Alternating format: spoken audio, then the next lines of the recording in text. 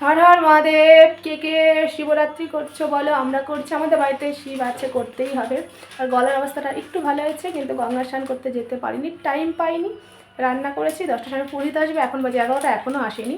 জানলে তাহলে স্নান করতে যাওয়া যেত গঙ্গা, কিন্তু যা গলার অবস্থা, না করতে যাওয়া বেশি ভালো হয়েছে।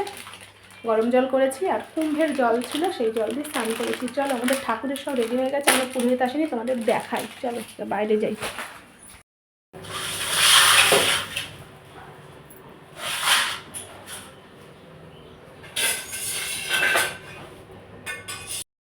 নাচ বন্ধ করে দিলি কেন? আরো খিদে তো থাকতে পারছে না। এটা চলে এসছে পুরোহিত। চলো চলো চলো চলো চলো। এতক্ষণ তার পুরোহিতকে বকা দিবি তুই? পুরোহিতকে বকা দেবে? কই ও তো চলে এসছে, তুলে দিতে হবে পুরোহিত। এত দেরি কেন? 10টায় বলে রেডি হয়ে গেছে। ঢালিনি।